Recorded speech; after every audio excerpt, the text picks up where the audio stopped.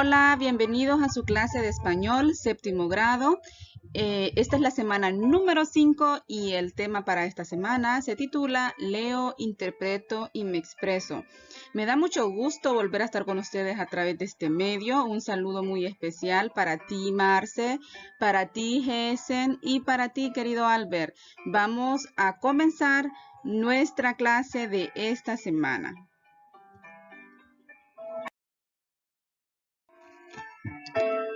Lenguaje literario. Pues el lenguaje literario, o también llamado connotativo, es el que emplean los autores para darte o para darse a ellos mayor expresividad a sus escritos. Las palabras toman otro significado ya que están empleados en sentido figurado.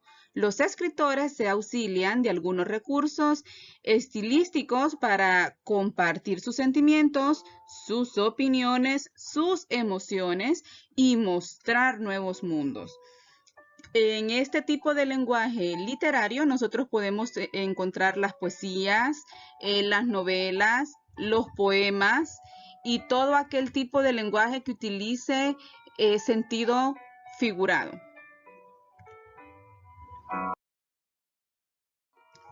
Vamos a ver el contraste que sería el lenguaje no literario, y este lenguaje no literario también puede ser llamado denotativo. Es el que emplean los textos científicos. El significado se interpreta de forma literal.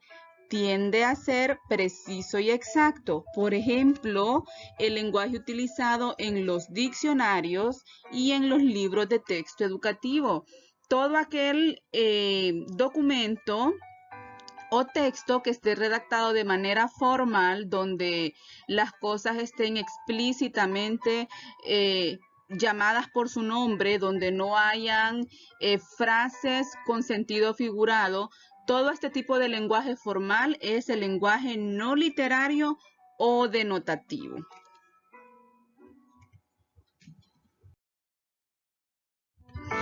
Vamos a ver entonces las diferencias marcadas entre un lenguaje literario y un lenguaje no literario. Bueno, pues la frase que tenemos aquí está dicha de parte de los dos tipos de lenguaje para que podamos ver la diferencia. En lenguaje literario o connotativo, recuerden que era el lenguaje figurado del que hablábamos, que se utiliza en las canciones, en los poemas, en las novelas. Diríamos de esta forma: bajando por las montañas, allá viene el sembrador, sus ojos se llenan de rocío, su alforja va llena de ilusión. Ese sería el lenguaje literario o connotativo. El lenguaje no literario o denotativo nos diría el mismo sentido de esa frase de esta forma: los sembradíos a falta de agua se secaron. Los campesinos tuvieron que optar por irse a vivir a la ciudad. Si ustedes se fijan, en ambas formas estamos dando el mismo mensaje, que no estaba la situación en el campo de una manera favorable y el campesino debe abandonar su lugar. En ambos tipos de lenguaje llevamos este mensaje, pero podemos ver la forma literaria de decirlo de forma connotativa y la forma denotativa o con lenguaje no literario. Espero que hayan captado la diferencia.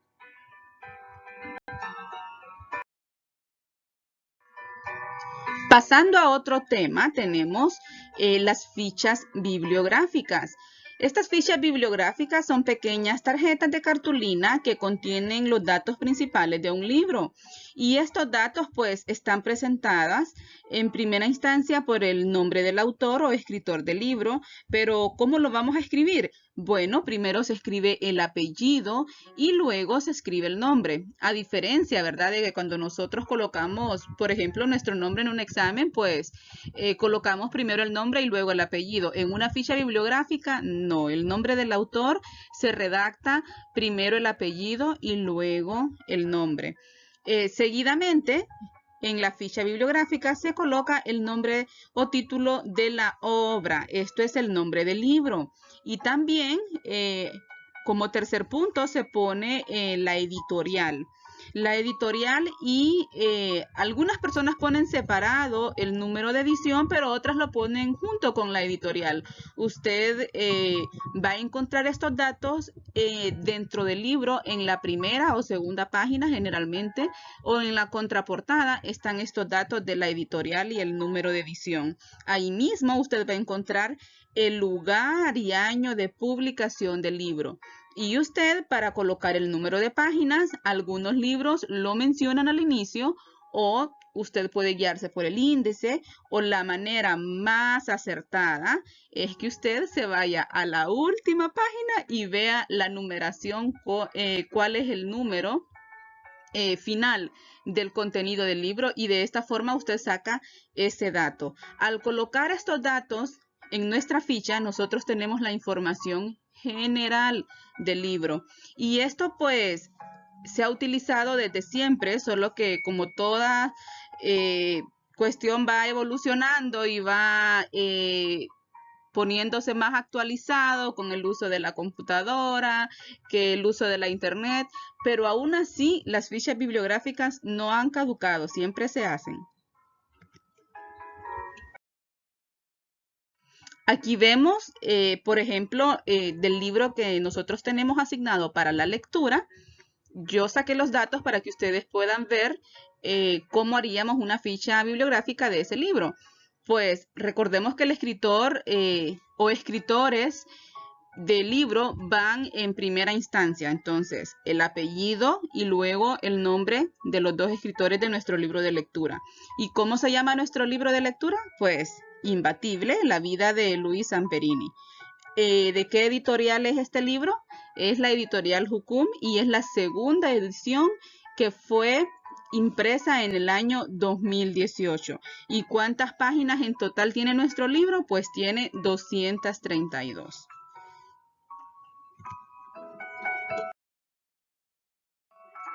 Ahora vamos a ver los tipos de párrafos.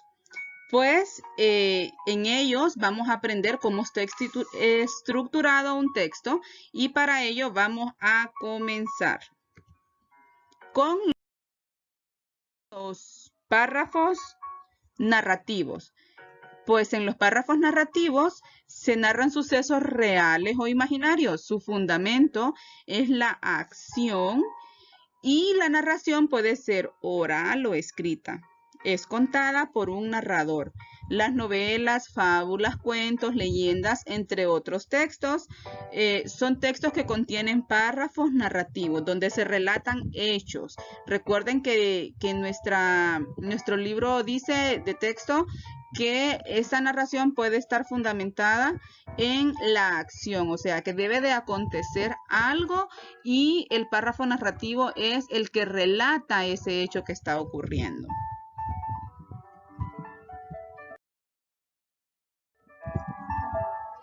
Ejemplo de un párrafo narrativo. Amigos, no pude seguir mi fantástico camino, ya que ustedes con la tradicional ceremonia me hicieron retornar. Aquí me encuentro nuevamente sano y salvo. Pues este es un párrafo narrativo, ya que el autor está contando que a causa de la amistosa despedida que le hicieron, le demostraron tanto cariño que no se quiso marchar. Entonces él avisa de que realmente no emprendió su viaje y que se quedó en su lugar, que no viajó, no se fue. Entonces él relata esto a sus personas allegadas, y eso es un párrafo narrativo porque está relatando un hecho o acción.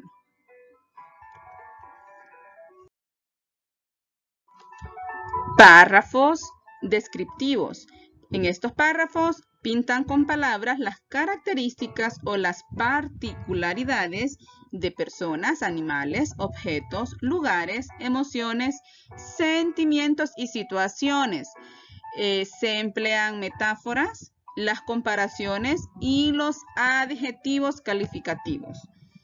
En este tipo de párrafo, a diferencia del anterior que relataban un hecho o acontecimiento o una acción, aquí nos dice que el párrafo descriptivo pues describe con características exactas las particularidades, o sea, desde lo más pequeño hasta lo más grande, algo. ¿Y de quién? Pues específicamente de personas, animales, puede ser un objeto o puede ser un lugar, también algunas emociones, sentimientos y situaciones.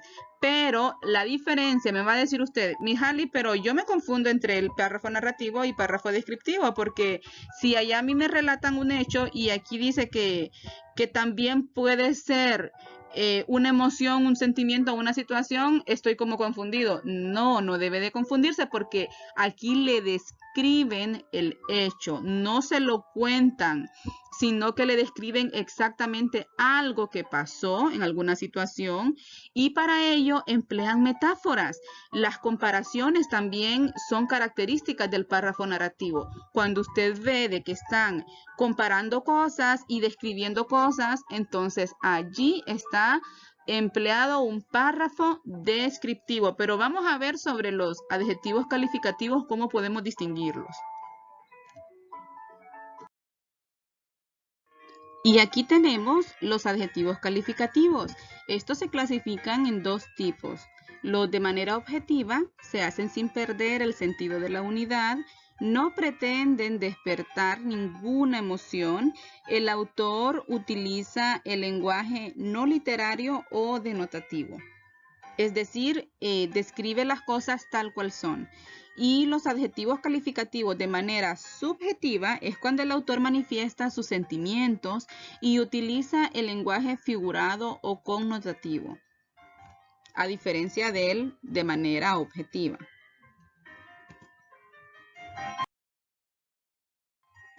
Veamos entonces un ejemplo del párrafo descriptivo. Aquí tenemos uno y nos dice así. La casa era bastante cómoda, suficientes cuartos para toda la familia y una salita de estar bastante confortable. El jardín tenía gran variedad de flores, margaritas, girasoles y magnolias. Podemos ver entonces cómo el párrafo descriptivo, igual que lo indica su nombre, describe esta casa de manera particular. Cada estancia de la casa está descrita. Ahora veremos el párrafo expositivo. El párrafo expositivo presenta los hechos de manera objetiva, desarrollando ideas referentes a un tema o un suceso. Informan y proporcionan datos relevantes a quien los lee.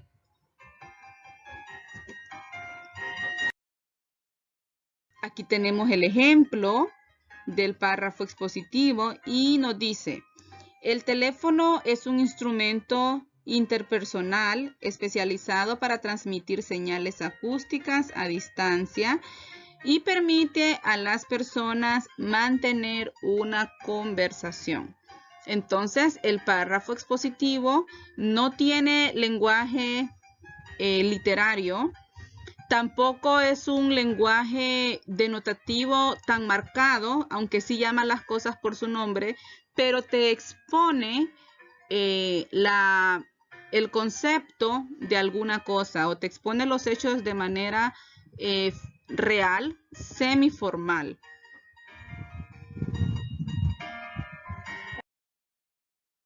Vamos a pasar a otro tema y vamos a ver ahora las técnicas de expresión oral. Vamos a ver dos técnicas en las que vamos a aprender cómo desenvolvernos y cómo podernos expresar.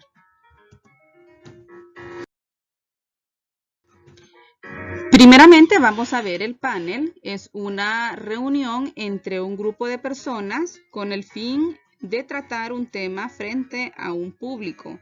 La discusión es dirigida por un moderador el cual dará los turnos de participación a todos los panelistas y el público solamente es espectador. En el panel pues se presentan ciertos temas específicos de discusión, por así decirlo, pero en él no se incluye la participación de los oyentes o el público, sino que las personas panelistas, las personas que están al frente como invitados especiales, pueden ser 2, 3, 4, el número que se considere según la ocasión y el tema, y según el número de personas que van a participar para oírlo. Muchas veces el panel también es transmitido por televisión, no con un público presente, pero en él se abordan temas donde el moderador lleva la situación, hace las preguntas, confronta a los panelistas y el moderador tiene el control del tiempo también de las participaciones de los panelistas. Vemos que en él, aunque sea en físico o en directo, por así decirlo, las personas que están como oyentes no tienen ninguna participación, solamente escuchan.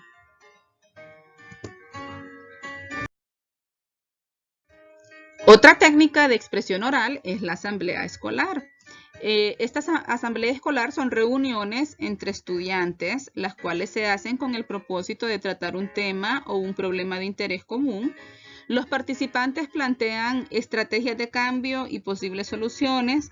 Se elige un moderador, quien es el encargado de coordinar el desarrollo de la reunión, un secretario para que tome nota de los acuerdos. Este tipo de asambleas escolares pues puede ser entre maestros y alumnos o puede ser entre alumnos, pero siempre va a estar una persona mayor a cargo y generalmente es la misma que hace el papel de moderador, o a veces también el moderador puede ser un alumno, pero siempre habrá uno o más maestros a cargo de esta situación para tener el control. De esa forma, vemos la diferencia, por ejemplo, entre el panel y la asamblea escolar. ¿Por qué? Porque en el panel las personas que asisten, que escuchan, no tienen un papel o no pueden participar, pero en cambio en la asamblea escolar las personas que están escuchando, los asistentes, sí pueden proponer una solución a un problema o pueden proponer una idea, y de esta forma se establece la diferencia donde el público sí puede participar.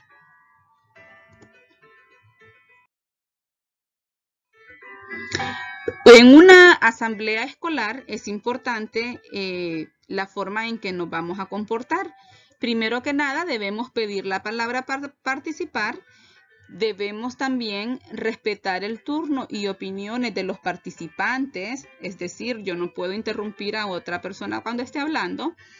Y también no tenemos que desenfocarnos del tema central. Si están hablando de cierto tema, nuestra participación debe ir enfocada a ese tema. No es correcto que yo venga a hablar radicalmente de otro tema porque se descontinúa la idea anterior y se pierde el sentido en la asamblea.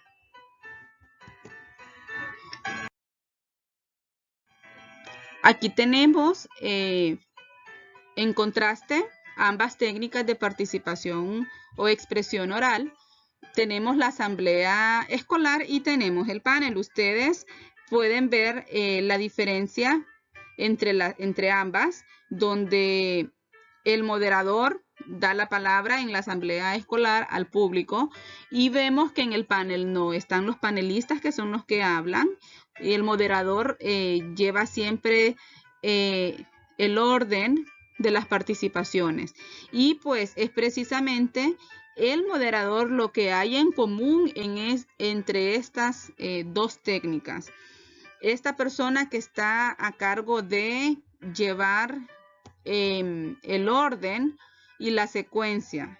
Entonces podemos decir que moderador es la persona encargada de presentar y dirigir un debate o una asamblea.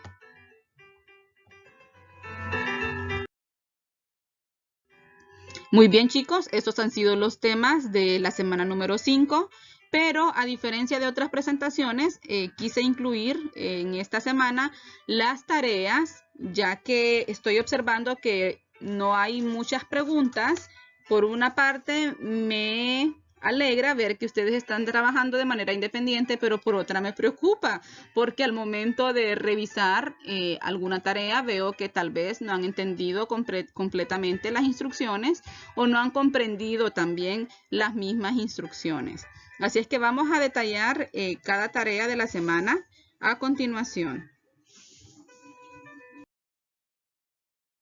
La tarea para el lunes 21, ustedes van a encontrar en su material 3 cuadros donde las frases están expresadas en lenguaje connotativo y ustedes tienen que escribirlas en manera o con lenguaje denotativo. Tenemos el primer cuadro que dice: los hilos de plata adornan el cabello de mi abuela. Entonces, allí está en manera literaria o lenguaje connotativo. Entonces, usted me la va a cambiar a manera, por así decirlo, formal. Recuerde que ese es el lenguaje denotativo que llama las cosas tal como son. Mi abuela Isaura, a sus 70 años, su vejez ha llegado y su cabello se ha teñido de color gris, o las canas son testigo de los 75 años de mi abuela Isaura. Es un ejemplo. Ustedes van a conseguir más palabras, van a buscar términos formales según cada ejemplo. Por favor, escriban de manera ordenada. No tiene líneas. Quiero ver qué técnica van a utilizar para escribir de forma legible y que se vea en orden el párrafo. Así que sorpréndanme y que sea para bien.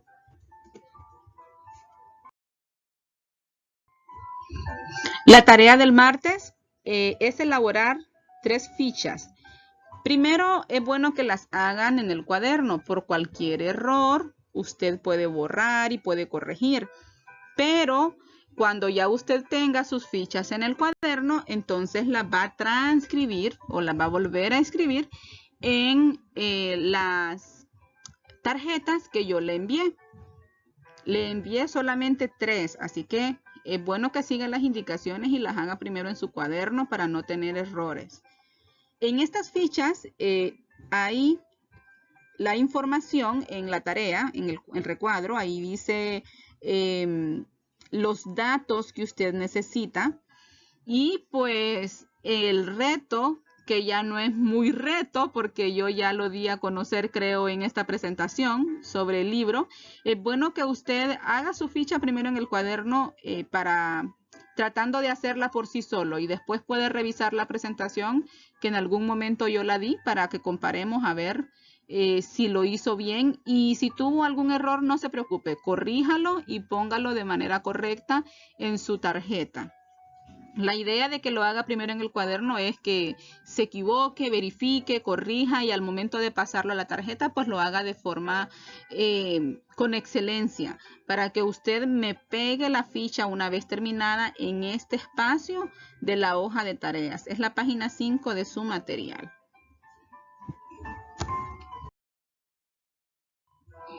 Y la tarea para el miércoles está muy fácil. Muy fácil. Miren, con todo y dibujito tienen ahí los párrafos. 3 diferentes párrafos. Usted los va a leer, los va a analizar, va a recordar lo que aprendimos en clase, cuál es cuál, y usted me va a escribir a qué tipo de párrafo pertenece cada cuadro. El verde al primero, el morado ahí está con el remarcado en color morado, y finalmente el perrito que se ve allí en naranja. Entonces usted me va a decir a qué corresponde o qué tipo de párrafo es cada uno de esos 3 escritos que está ahí.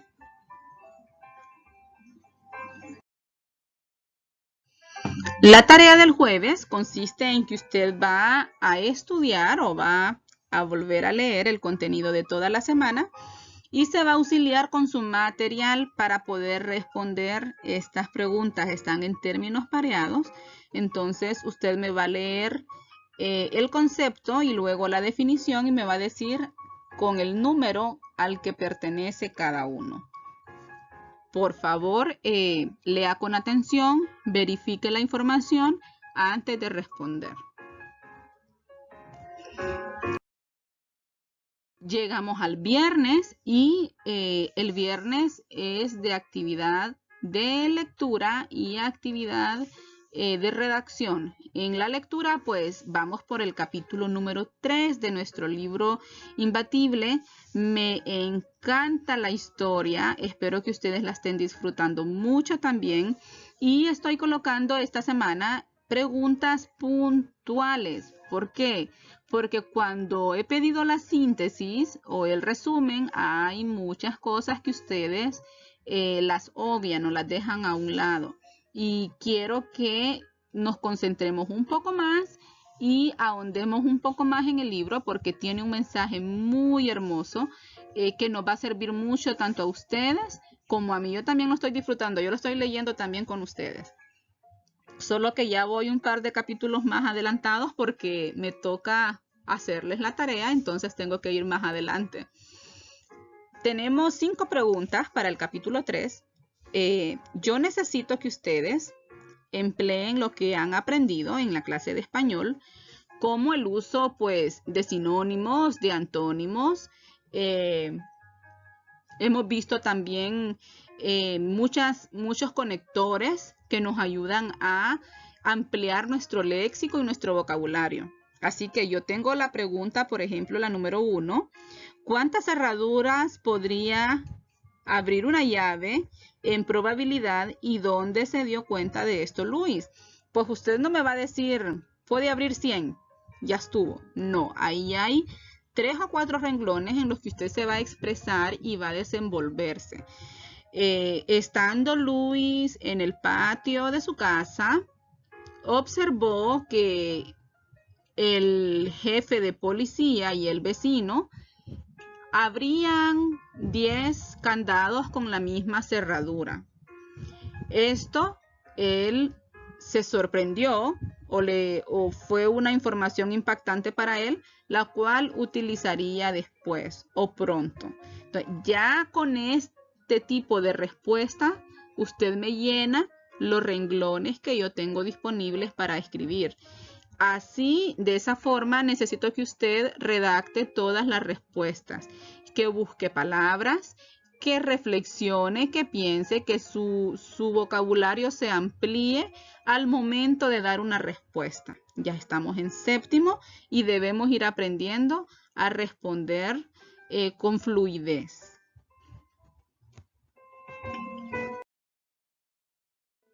Finalmente, la última actividad es la del glosario. Y chicos, ya vamos por la semana 5 y algunos pues lo están haciendo, ya aprendieron a hacerlo bien, otros todavía les falta un poquito mejorar más.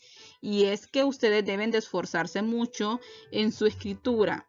Yo estoy esperando ya que ustedes estén de acuerdo al nivel en que estamos. Así que si usted de repente ve que su letra no tiene la forma adecuada, si me está mezclando letra carta con letra molde, entonces avíseme o recibirá un aviso de parte mía en la cual emprenderemos una actividad extra. Así que si usted no quiere tener una actividad extra, hay que esforzarse por escribir mejor, porque este es el punto en que esos errores deben ser corregidos. Ya salimos de básica, ya salimos de 6º grado, ya estamos en 7º, ya aquí su letra debe de tener una mejor caligrafía. Así que hay que mejorar esa letra, hay que escribir dejando los espacios correspondientes, hay que escribir con todos los signos de puntuación, los acentos, las comas, los puntos al final de cada oración o párrafo. La mayúscula debe de ser usada solamente cuando es preciso, cuando es necesario, que es al inicio, después de un punto, después de 2 puntos. Todas esas reglas nosotros ya las hemos visto en clase, entonces ustedes deben emplearlas. Este es el trabajo de una compañera o compañero de ustedes, entonces, que ha comprendido muy bien las instrucciones. Ustedes ven, tiene semana 4. Estudiante, el nombre del estudiante, me deja un espacio, nada más, escribe la letra A y sin dejar otro espacio, sin colocar paréntesis, sin enumerarlo, porque recuerden que esto es como si fuese un diccionario y las palabras en el diccionario no van enumeradas. Entonces, aquí en esta actividad tampoco. Después de la letra A está la palabra, 2 puntos. Las instrucciones dicen que deben ser escritas las palabras y las letras con pluma negra y los conceptos con pluma azul. Miren, esta persona ha seguido todas esas indicaciones.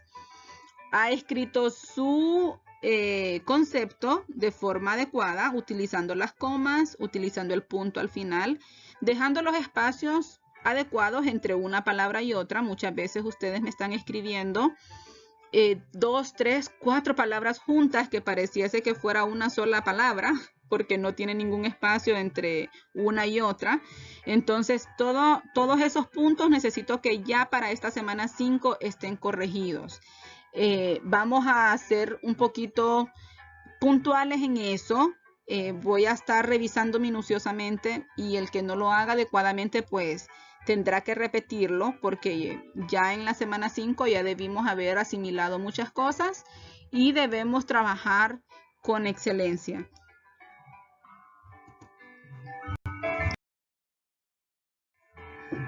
Bueno, yo les doy las gracias por su atención. Espero que los conceptos estén explicados de forma clara. Si usted no ha entendido algo, si se ha confundido, recuerde que yo estoy disponible. Ustedes me pueden llamar, me pueden enviar un mensaje y con mucho gusto yo les voy a atender para que despejemos cualquier duda. Gracias por su esfuerzo en la clase, en el envío de sus evidencias cada día.